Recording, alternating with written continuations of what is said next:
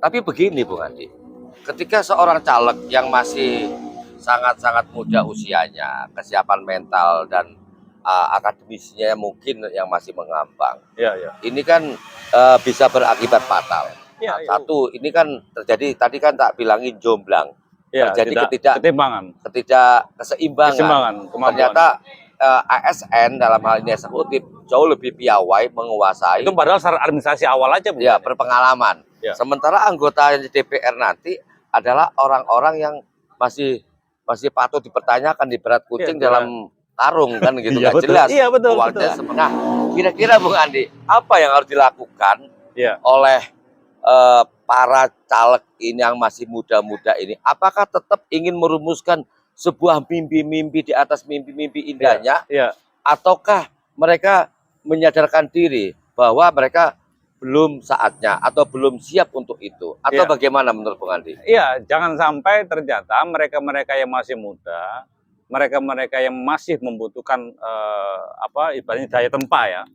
Daya tempa, mereka kemudian mendaftarkan diri. Jangan sampai ini cuma ajang untuk mencari pekerjaan, kemudian asumsinya dengan dia duduk di eksekutif, kemudian dapat tadi yang Bunda dikatakan berselingkuh terhadap dalam politik. Dalam politik, akhirnya ujung-ujungnya adalah yang pernah kita bahas, politik anggaran di situ. Politik anggaran hanya. Betul. Bagi-bagi anggaran. Bagi-bagi anggaran akhirnya bermainnya di situ karena ketidakmampuan anggota dewan atau calon-calon yang nantinya duduk di legislatif tidak bisa dalam hal itu tadi, mimpi mereka hanya mimpi yang perlu diberikan pemahaman kepada masyarakat. Mimpi mereka mimpi semu sebetulnya. Mimpi semu. Mimpi di atas mimpi. Mimpi di atas mimpi karena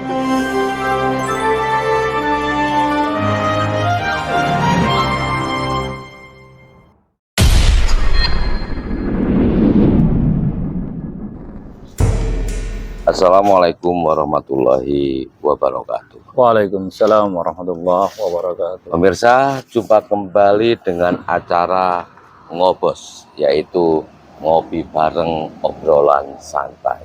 Nah, kebetulan malam hari ini kita memilih sebuah tempat yang representatif, Bung Andi ya. Ya. Yang membelakangi ini jalan raya, tentu saja suasananya cukup indah. Ya, suasana malam hari tapi suasananya asik, nyantai. Sambil ngopi juga. Ya. Ngopi sendiri seperti yang berulang kali kami ungkap, memiliki sebuah pesan, nilai-nilai filosofi, yaitu ngopi ngolah pikir. Ya, pulang kopinya enak juga, Bung. Kopinya, ini kopi asli Banyuwangi. Banyuwangi Arabica ya. Arabica. Murah tapi murah meriah, kualitas baik. Nggak kalah lah dengan daerah-daerah lain. Nikmat ya. Oke. Nah, kebetulan ini saya bersama narasumber pengamat kebijakan publik, yaitu Bung Andi Purnama Kamela. Oke, Bung Andi. Siap.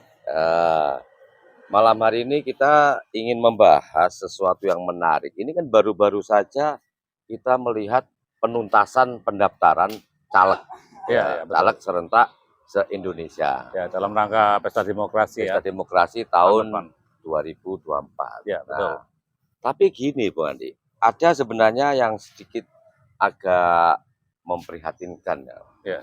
Karena caleg-caleg yang muncul itu caleg-caleg yang masih muda, boleh dibilang belia ya, yang tentu saja dalam tanda kutip kemampuan, intelijensinya, kemudian kepahamannya tentang dunia legislatif ini patut menjadi sebuah pertanyaan. Oke, Bung Andi, ya, mungkin Bung Andi juga mengikuti pasti ya. Betul. Ya. Dari beberapa pandangan masyarakat itu banyak yang berpendapat bahwa caleg-caleg kita atau calon legislatif kita, baik di DPRD ataupun di pendaftaran kemarin itu kan meragukan atas kemampuan dan kapabilitas dalam mereka-mereka yang diusungkan. Masing-masing partai politik itu mengusungkan kader-kadernya untuk didaftarkan sebagai calon legislatif. Itu kan pandangan masyarakat ini juga cukup luas, bahkan dari teman-teman aktivis, teman-teman elemen pergerakan, daripada keswadaan masyarakat, kemudian dari para media mungkin juga kan. Jadi hal itu menjadi suatu bentuk rasa, ya itu tadi, keraguan, mungkin juga kekhawatiran dalam mengemban tugas nanti sebagai, katakan kalau terpilih menjadi wakil-wakil rakyat. Oke, Bung Andi, meragukan ya. Ya. Ini sebenarnya yang mendasari munculnya kata-kata meragukan atas pendaftaran caleg-caleg yang ada di Indonesia khususnya Banyuwangi. Ya. Ini sebenarnya apa yang menyebabkan muncul kata-kata meragukan itu? Ya, meragukan dalam hari ini kemampuan caleg itu kan, katakan legislatif itu tugasnya sangat berat, Bung Dani. Artinya mereka-mereka yang mengemban tugas sebagai wakil rakyat itu kan dalam aturan mainnya, katakan dalam tugas menyusun peraturan, katakan yang paling hierarki hukum yang paling rendah itu kan membuat satu peraturan daerah, di mana kemampuan-kemampuan yang diamanatkan dalam peraturan dan perundangan itu kemampuan yuridis, kemampuan sosiologis, dan kemampuan filosofis. Oke, itu yang ditekankan. Oke, kalau saya membaca ada tiga tugas pokok yang utama ya sebagai seorang legislatif ya.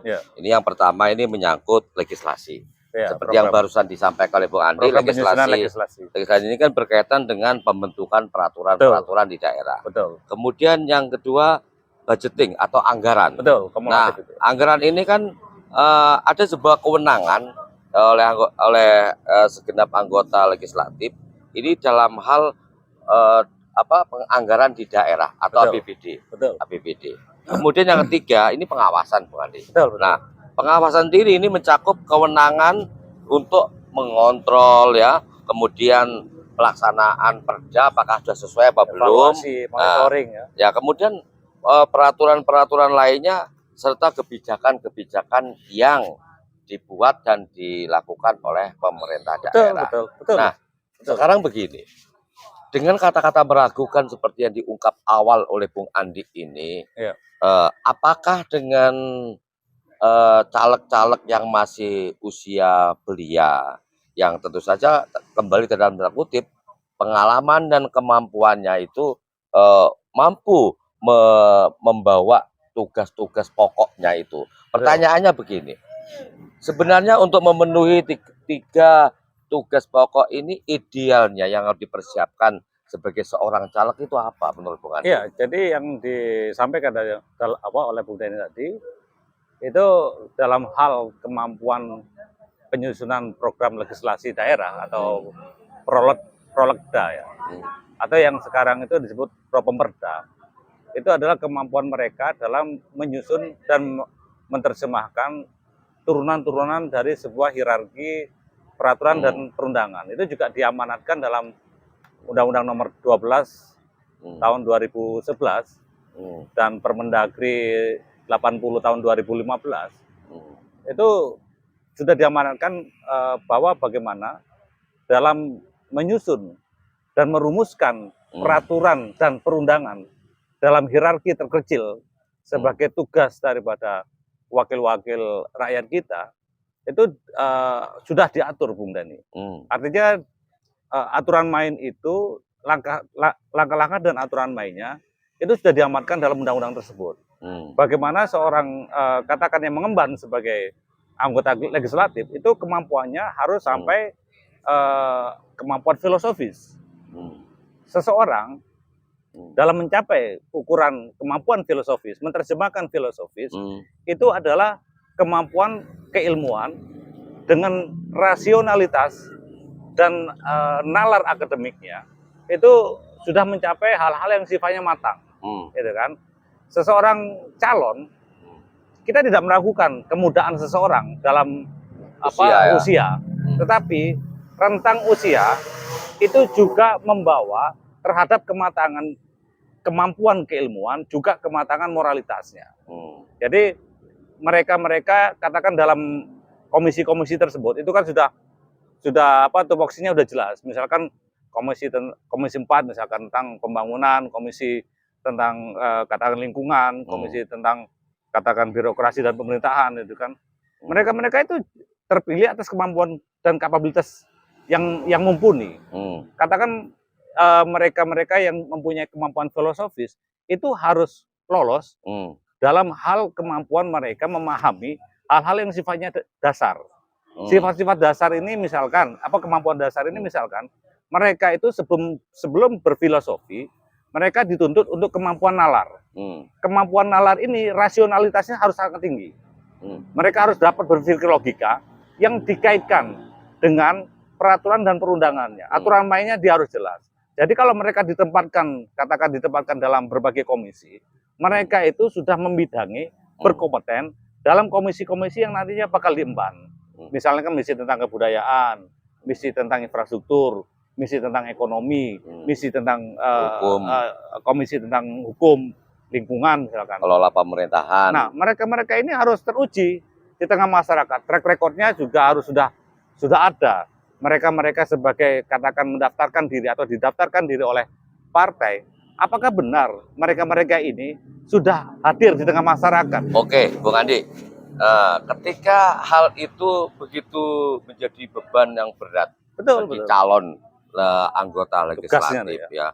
Artinya di sini kan mau tidak mau kita akan kembali ke belakang bahwa yang memiliki hak dan wewenang mendaftarkan caleg tersebut adalah kan masing-masing partai. Betul. Nah, kira-kira untuk pemenuhan calon anggota legislatif yang memang punya kemampuan filosofi ya, sosiologi, yuridisnya, bahkan juga ekonomis ya, juga dan historisnya. Pertanyaannya begini, apakah dalam hal ini ketika hendak mendaftarkan calon-calon legislatifnya dari masing-masing partai ini ada semacam tim seleksi untuk menguji kepatutan dan kelayakan dari calon yang akan didaftarkan? Kalau menurut Bung Andi? Ya memang itu isu sangat penting, bahkan bukan hanya daerah, tapi nasional pun itu juga menjadi suatu pembicaraan yang cukup kritis ya. Artinya bernegara, berpolitik, kemudian menjalankan roda-roda politik, menjalankan roda ekonomi, itu kan juga didasari dengan kemampuan-kemampuan legislatif tersebut.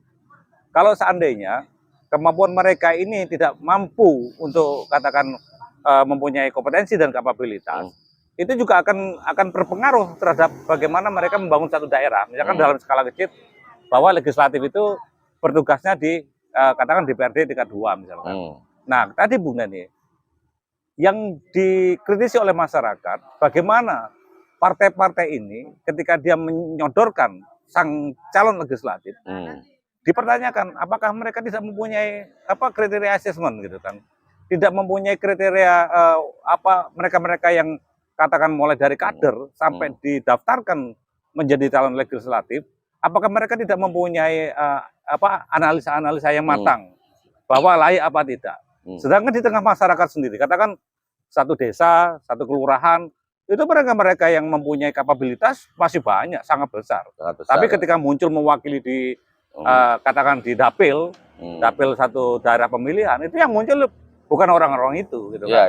Sedangkan orang-orang yang mempunyai kompetensi dan kapabilitas yang sudah dianggap tokoh masyarakat di sekitar, itu mereka tidak pernah diajak untuk ikut berdiskusi atau bergabung atau dicalonkan mungkin kan.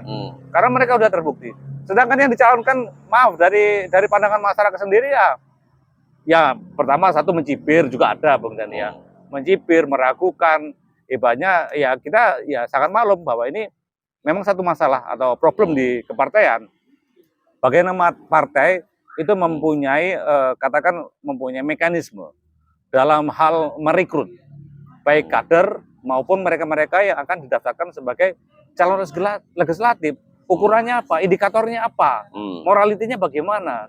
Terbukti nggak di tengah masyarakat? Seseorang itu menjadi matang, Bung Dani, ketika mereka itu sudah mengenyam dunia profesionalisme. Dunia profesionalisme yang cukup matang, mengetahui regulasi-regulasi, mengetahui peraturan dan perundangan. Mereka berkiprah sekian tahun, kematangan dari berbagai pengalaman, itu akan menjadikan mereka itu mempunyai kompetensi dan kapabilitas. Artinya terbukti mereka kiprahnya itu dapat terlihat dan dirasakan oleh masyarakat. Betul. Gitu ya. Dan itu rekornya pasti kelihatan. Ya. Oke, Bung Andi. Bung Andi, kalau kita bercermin pada keberadaan dari DPRD saat ini ya, baik skala nasional maupun daerah, terutama saat ini ada di Banyuwangi ya. Nah, saya ingin lebih menekankan karena itu bekal sudah semua terdaftar. Sekarang ini ada tugas yang di depan mata nanti. Kita melihat selama ini bahwa fungsi ketiga yaitu pengawasan. Nah, kewenangan mengontrol pelaksanaan perda dan peraturan lainnya serta kebijakan pemerintah daerah. Dalam hal ini jelas eksekutif ya. Nah, selama ini tidak tampak bahwa ketika pemerintah daerah dalam hal ini eksekutif melakukan sebuah kebijakan-kebijakan yang tidak berpihak kepada rakyat. Ini kan harusnya pihak DPRD itu kan menggunakan fungsinya dalam hal pengawasan. Namun selama ini tidak pernah dilakukan, nggak tampak segitu loh.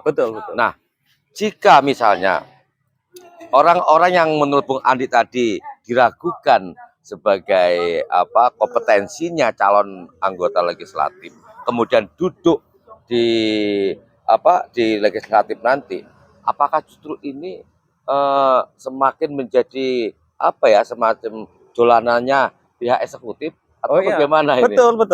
Gini Bu Nani, tadi yang disebutkan Bu Nani, yang kedua itu kan budgeting ya, yang ketiga kemudian secara budget, kemudian fungsi kontrol ya. Fungsi kontrol terakhir. Ketiga fungsi kontrol.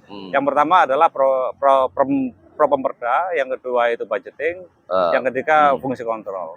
Benar, kalau secara budgeting mereka dalam menyusun anggaran, mereka dapat menilai apa sih yang dibutuhkan oleh dapil-dapil yang real, secara real atau secara prioritas. Kalau dalam engineer itu priority itu bisa diformulasikan dengan namanya RPN, Risk Priority Number. Apakah wakil rakyat mengetahui prioritas apa sehingga dia mewakili dapil itu untuk dimajukan, untuk katakan diperbaiki, untuk diusulkan. Nah, itu hal-hal seperti itu kan dia harus paham gitu kan. Mereka yang katakan budgeting atau anggaran-anggaran yang diusulkan, sehingga dia katakan dapat mengevaluasi apakah anggaran itu sesuai dengan prioritas dalam satu dapil-dapil yang diusulkan. Terutama peruntukannya ya. Terutama peruntukannya, tepat sasaran apa tidak. Apakah ini bisa membangkitkan ekonomi masyarakat apa tidak. Apakah ini dapat meningkatkan kesejahteraan, meningkatkan pendidikan, meningkatkan kesehatan. Mereka yang duduk itu juga dapat menelaah itu prioritas anggaran atau tadi budgeting yang mudah ini. Itu harus tepat sasaran. Kemudian yang ketiga tadi fungsi kontrol dan mekanisme pengawasan, pengendalian gitu kan. Itu mereka dalam hal katakan program-program yang telah diusulkan apakah dapat berjalan dengan baik.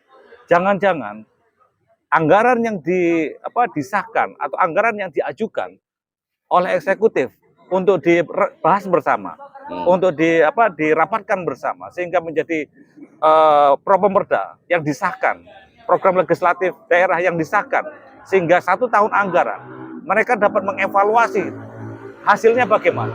Kalau dalam Undang-Undang 2012, Undang-Undang Nomor 12 2011 itu dari APBD yang sudah disahkan itu mempunyai maksud dan tujuan hasil guna dan daya guna kemanfaatan kepada masyarakat luas.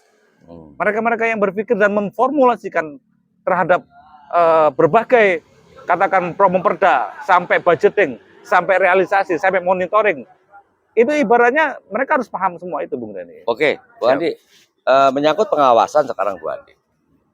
Yang namanya APBD itu kan dibuat tahunan.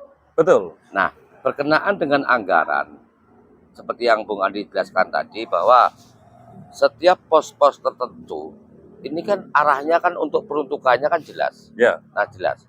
Kalau kita lihat dari APBD dari 2020 hingga sekarang, ini kan penggunaan daripada APBD ini kan belum jelas. Ya.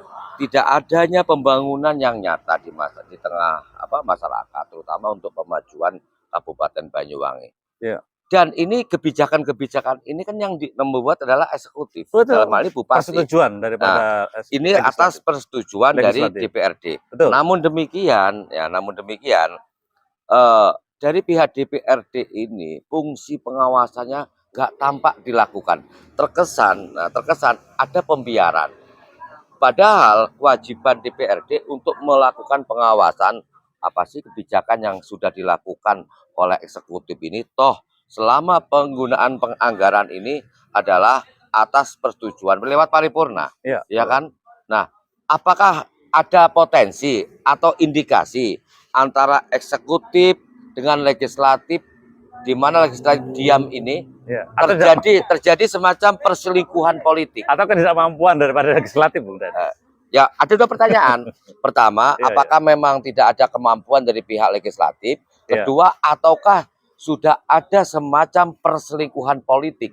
Sehingga dalam hal ini ada pembiaran bahwa pembangunan yang harus dilakukan oleh pihak bupati bersama eksekutif lainnya, ini yang tidak ada pengawasan, tidak ada teguran, dan yang lainnya. Gimana menurut Bung? Ya, terkesan tadi yang saya ambil dari pertanyaan Bung Denny, terkesan pembiaran.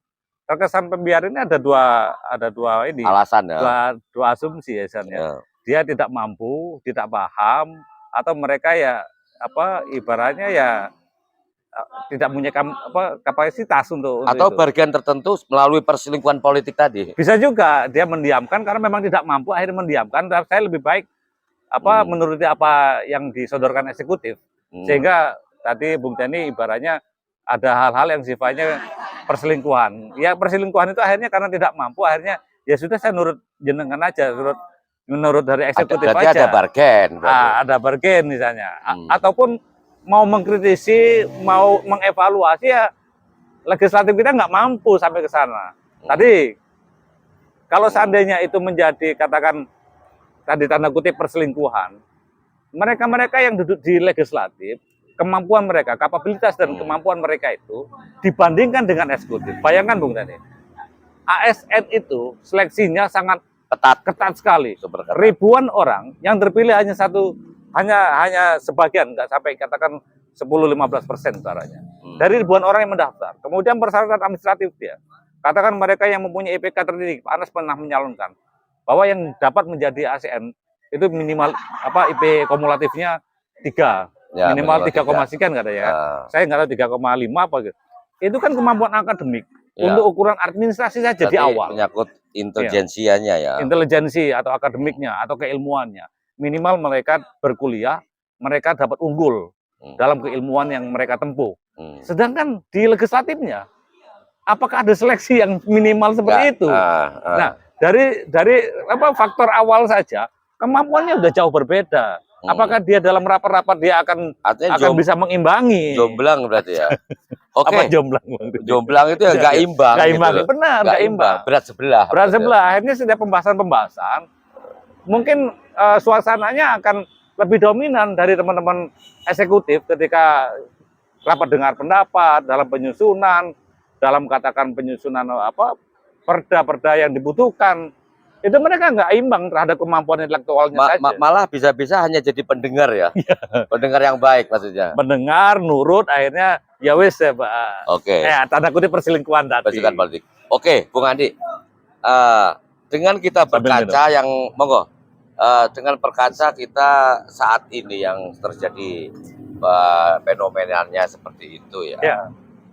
Nah, tadi kan kita sama-sama merasa tergiris ya dengan calon-calon anggota legislatif. Tergiris sama miris bagaimana? Kalau miris lebih berdampak gitu loh.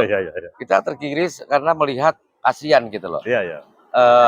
Mereka tidak pernah berkiprah di masyarakat, ya kan, belum teruji dalam sebuah pergerakan atau kiprah di tengah masyarakat. Tapi tiba-tiba muncul sebagai caleg. Nah, yang didaftarkan. Caleg. Kira-kira Bung Andi, seandainya mereka itu yang masih usia-usia muda dalam tanda kutip ya, yang tidak punya bekal filosofis, yuridis, sosiologis maupun yang lainnya itu, tiba-tiba justru mereka yang terpilih. Kira-kira Bung Andi bisa nggak ngebayangin ini nanti apa yang akan terjadi? Ya kebutuhan-kebutuhan nantinya Bung Dani, kebijakannya tidak tepat sasaran, perda-perda yang dihasilkan tidak berkualitas, kemudian sektor-sektor itu akan terhambat, kemudian katakan faktor evaluasi juga tidak mengerti misalkan. Hal-hal ini kan menjadi akhirnya terdampak ke masyarakat Bung Dani. Mereka yang tidak menanggapi hal-hal permasalahan sehingga dimunculkan dalam arti bagaimana bupati ini harus mereview jalannya satu permasalahan yang muncul, kemudian ada problem-problem sosial yang muncul, kemudian legislasinya tidak mampu untuk mereview. Karena apa? Ujung-ujungnya adalah satu peraturan daerah atau tadi SK Bupati, peraturan Bupati. Karena dari tataran katakan sudah terbentuknya satu peraturan daerah kan harus ditindaklanjuti. Perbu-perbu yang harus muncul. SOP detail yang harus dimunculkan. Karena apa? Mereka jika ini tidak di anggota dewan kita tidak pernah untuk memperhatikan itu, langkahnya masih ngambang juga. Oke, gitu. Bung Andi, secara hierarki ya, kerap kali hukum atau peraturan itu ya, mengingat diam dan pembiarannya dari DPRD. Seringkali Perbub ini lebih mengakomodir kepentingannya, kepentingan kekuasaan dan kepentingannya dari eksekutif. Nah, selama ini juga dari anggota DPRD ini belum pernah melakukan pengawasan, kemudian menyorot atau mempersoalkannya. Iya. Banyak Perbub yang belum masih mandul ya. Mandul, artinya di sini kan secara hierarki. Padahal kan kalau kita bicara hierarki ya, tidak boleh ada peraturan apapun yang mengangkangi di atasnya. Iya, betul. Karena ini masuk kategori durhaka dalam hukum. Ya, artinya secara hierarki peraturan dan perundangan ini kan sudah jelas Bung Dani. Bahwa dalam menyikapi Propemperda atau Prolegda yang disusun sampai ke tingkatan ke Perda itu kan harus berkualitas. Harus memenuhi aspek kepastian hukum, harus memenuhi rasa keadilan di masyarakat, kemudian harus memenuhi kepastian yang lain untuk menanggapi permasalahan atau problem-problem kebuntuan di masyarakat, problem pembangunan, problem ekonomi, problem perizinan, pelayanan terhadap masyarakat, aspek dokumen misalkan.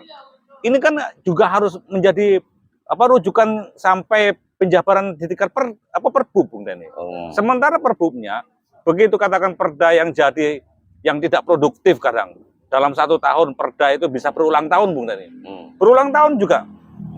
Bahkan uang itu tidak sedikit dalam pembahasan satu perda yang berulang tahun yang itu dihabiskan, namun perdanya nggak muncul, Perbubnya juga tidak pernah ditindaklanjuti. Anggaran menguap. Anggaran rakyat ini sedemikian besar, tapi karena dari kompetensi anggota dewan ini, anggota legislatif, ya rasa pedulinya, rasa tanggung jawabnya, itu produksinya sangat minim, kinerjanya sangat minim, Bung Dani. Oke, Bung Andi. Artinya ini banyak hal tentunya ya menjadi referensi buat calon-calon anggota legislatif kita ya. Betul. Terutama yang masih muda-muda ini. Sebelum dilanjut kita minum kopi dulu biar agak liar gitu. Kopinya enak juga ini. Bang Andi, belajar dari persoalan yang sudah terjadi seperti yang sudah diungkap oleh Bung Andi terkait peraturan daerah, ini berarti fungsi utama ya yang masalah legislasi ya. Betul. Ini PR buat calon legislatif. Nah, ini adalah yang harus dipersiapkan pertama. Tapi begini Bung Andi, ketika seorang caleg yang masih sangat-sangat muda usianya, kesiapan mental dan akademisinya mungkin yang masih mengambang, ini kan bisa berakibat fatal. Satu, bicara caleg gitu ya, nanti kalau duduk di parlemen, satu ini kan terjadi tadi kan tak bilangin jomblang, terjadi ketidakkeseimbangan. Ternyata ASN dalam hal ini eksekutif jauh lebih piawai menguasai. Itu padahal secara administrasi awal aja, ya, berpengalaman. Sementara anggota DPR nanti adalah orang-orang yang masih patut dipertanyakan, di berat kucing dalam karung kan gitu, nggak jelas kualitasnya seperti apa. Nah, yang ditakutkan mengingat dari caleg-caleg ini yang jelas kesiapan mental terutama ini belum siap. Sementara mimpi-mimpi mereka ini udah terlalu melambung tinggi, seolah-olah ingin menggapai langit, bulan-bulan dan bintang-bintang. Nah, seandainya mereka ini nggak kesampaian untuk menggapai bulan atau bintang-bintang tadi, ini mental nggak siap ya Iya, kan. betul. Ada sebuah unen-unen di tengah masyarakat. Unen Banyuwangi. Unen caleg itu Ya. katanya caleg itu calon legrek. Ya, Artinya legrek ini secara mental Iya, legrek, secara kapabilitas, kapabilitas kemampuan. juga mimpinya jadi gak gapai. Iya, iya. Ini bisa-bisa Bisa, betul. dari Legrek tempat semua. di Licin nanti untuk di Banyuwangi bisa harus nambah kamar-kamar itu. Gitu. Iya, iya. Nah, kira-kira Bung Andi, apa yang harus dilakukan Iya. oleh para caleg ini yang masih muda-muda ini? Apakah tetap ingin merumuskan sebuah mimpi-mimpi di atas mimpi-mimpi indahnya? Iya. Ataukah mereka menyadarkan diri bahwa mereka belum saatnya atau belum siap untuk itu? Atau Iya. bagaimana menurut Bung Andi? Iya, jangan sampai ternyata mereka-mereka yang masih muda, mereka-mereka yang masih membutuhkan ibaratnya daya tempa ya. Daya tempa, mereka kemudian mendaftarkan diri. Jangan sampai ini cuma sebagai ajang cari kerja ya. Misalnya ajang untuk mencari pekerjaan. Kemudian asumsinya dengan dia duduk di eksekutif kemudian dapat tadi yang Bunda ini katakan berselingkuh terhadap dalam politik. Dalam politik akhirnya ujung-ujungnya adalah yang pernah kita bahas, politik anggaran di situ. Politik anggaran akhirnya. Betul. Bagi-bagi anggaran. Bagi-bagi anggaran akhirnya bermainnya di situ karena ketidakmampuan anggota dewan atau calon-calon yang nantinya duduk di legislatif tidak bisa dalam hal itu tadi, mimpi mereka hanya mimpi yang perlu diberikan pemahaman kepada masyarakat. Mimpi mereka mimpi semu sebetulnya. Mimpi semu. Mimpi di atas mimpi. Mimpi di atas mimpi. Karena begitu dia berkomentar, pasti komentarnya tidak substansial. Ya. Hanya retorika, hanya hal-hal sifatnya politisasi, kemudian dia menyerah terhadap kemampuan dari penjabaran teman-teman yang di eksekutif gitu kan. Nah, ternyata dengan banyaknya dia bicara, namun substansinya tidak ada sebetulnya. Ya, nggak bermutu lah. Nggak bermutu. Jadi dengan begitu mereka-mereka ini akhirnya menyerah dan menjadi hal-hal yang sifatnya sabar menunggu, Bung. Ya. Sabar menunggu bayaran, gajian. Dengan berbagai fasilitas-fasilitasnya. Ya, harapan itu yang diimpikan mereka. Dipikir bahwa selain gajian banyak tunjangan lain. Banyak tunjangan bisa melalui kunker gitu kan. Kunker yang jadi mereka hanya atau yang lainnya hanya terbuai untuk mendapatkan itu saja, tapi tidak mengkoreksi diri bahwa mereka mampu atau tidak mampu. Tapi kalau menarik juga ini Bung Andi. Kalau Bung Andi berpendapat jangan sampai bahwa mencari caleg itu hanya ajang mencari pekerjaan. Iya, betul. Kalau menjadi pekerjaan berarti nggak perlu lagi bekal keilmuan atau kompetensi sebagai calon anggota dewan. Politik nggak paham, akademisinya juga ngambang. Apalagi filosofi. Apalagi bicara filosofi, padahal itu penting. Sangat penting.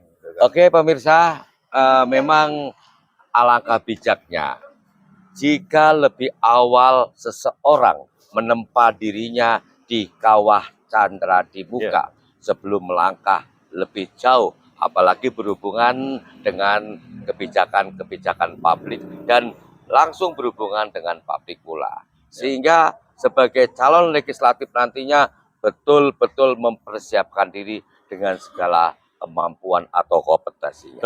Mudah-mudahan ini bermanfaat bagi kita semua, terutama bagi Anda para pemula, caleg-caleg yang sudah terlanjur mendaftar. Ini akan memberikan kemanfaatan yang positif. Salam budaya berbasis kearifan lokal.